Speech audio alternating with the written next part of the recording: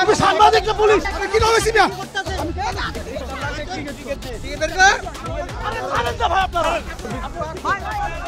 আপনার হাতে টিকিট আছে, মিডিয়ার সামনে আপনার হাতে টিকিট আছে ভাই, উনি কথা বলতে চাচ্ছে না, উনি পালাই যাচ্ছে। সব বাইরে তোরা যেমন কতগুলো চাল লিগিরে আসবে, এখন 800 করে বিক্রি করবে।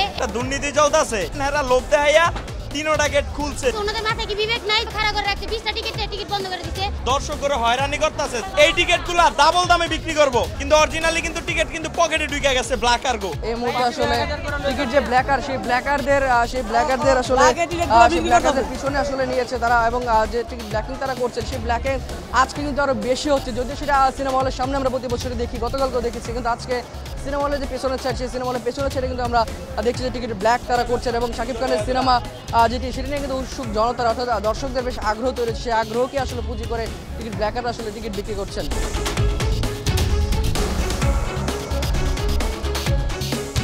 সামনের ঘটনাটি আসলে পেছনের দিকে হচ্ছে এই মুহূর্তে আমরা দেখতে পাচ্ছি, এবং গণমাধ্যম কর্মীরা যখনই আসে তখনই কিন্তু আসলে তারা সরিয়ে ছিটে যাচ্ছে, এবং প্রশাসন কিন্তু আসলে নিরাপত্তার ব্যবস্থা জোরদার করেছে হলের সামনে। কিন্তু এই মুহূর্তে কিন্তু আসলে আমরা দেখছি যে হলের পেছনে উত্তেজনাকর পরিস্থিতি। একটু যদি দেখাতে বলি ওই পাশে ক্যামেরা পার্সনকে, যে এখানে কিন্তু এখন আসলে জটলা হয়েছে, যারা টিকিট ব্ল্যাকার এবং গণমাধ্যম কর্মীদের প্রশ্নের মুখে কিন্তু তারা আসলে পালানোর চেষ্টা করেছে। আমি তো বেড়াকে বিক্রি করি না, আমি আর কিনে নিয়েছি 5টা টিকিট।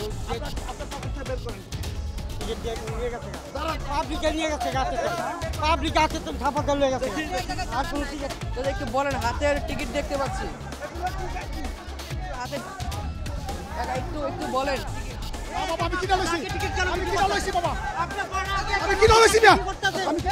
একটু যদি দেখি যে উত্তেজনা, এদিকে একটু যদি দেখি আসলে টিকিট ব্ল্যাক হচ্ছে এই মুহূর্তে।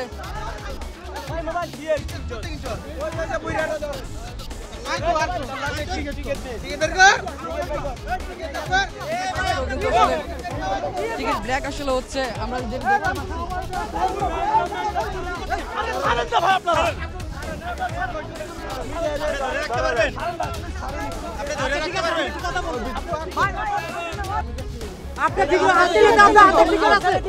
আপনার হাতে টিকিট আছে, আপনি এটা কেন করতেছেন? মিডিয়ার সামনে আপনার হাতে টিকিট আছে, আপনি টিকিট কেন করছেন? আমরা জিগাই ভাই, উনি কথা বলতে চাচ্ছে না, উনি পালাই যাচ্ছে। আচ্ছা তাহলে কথা বলি, পুলিশ আপনি কিছু করবেন না,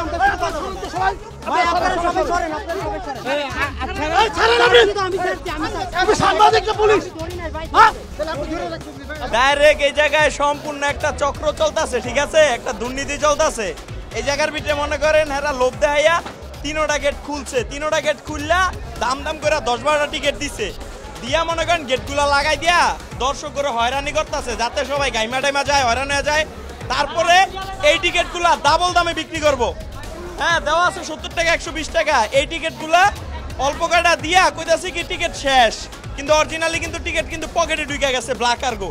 টিকিট ব্ল্যাক কার্গো পকেটে ঢুকে গেছে। এই টিকিটগুলো তার ডাবল দাম বিক্রি করার লিগা এই কাহিনীটা করছে, ঠিক আছে।